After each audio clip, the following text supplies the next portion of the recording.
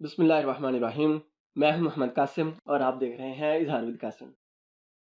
اللہ تعالیٰ کے بنائے ہوئے نظام پر غور کریں تو عقل حیران ہو جاتی ہے۔ کائنات کا نظام دیکھ لیں تو ہم سوچنے پر مجبور ہو جاتے ہیں کہ کیسے ایک ترتیب کے ساتھ نظام چل رہا ہے۔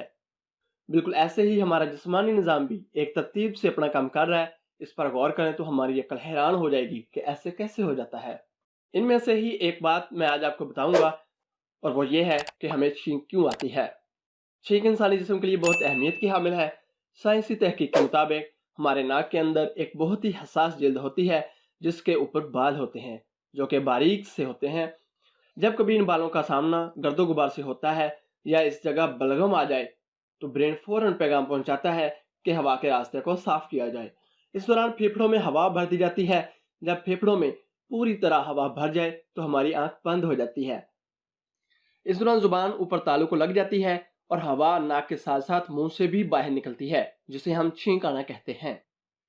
چھینک سے ناک کے اندر موجود بیکٹیریا اور وائرس باہر نکلتے ہیں۔ اب میں آپ کو بتاؤں گا کہ چھینک آنے کی وجہ کیا بنتی ہے۔ کوئی بھی چیز جو آپ کے ناک کو تنگ کرتی ہو آپ کی چھینک کی وجہ بن سکتی ہے۔ وہ گرد و غبار ہو سکتی ہے، وہ زکام بھی ہو سکتا ہے، وہ الرجی کی بھی کوئی وجہ ہو سکتی ہے۔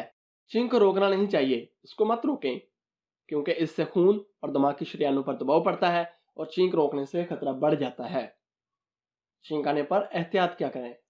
چھینک آنے پر کیا احتیاط کریں؟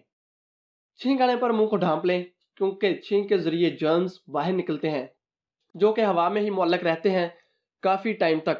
یہ جب ہوا میں موجود رہتے ہیں بیماریوں کی وجہ بن سکتے ہیں۔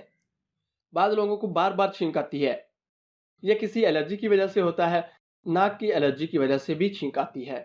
بہت سے حکیم اس الرجی کا سولوشن یہ بتاتے ہیں کہ اگر ناک کی مالش دیسی گھی سے کی جائے تو الرجی کم ہو جاتی ہے۔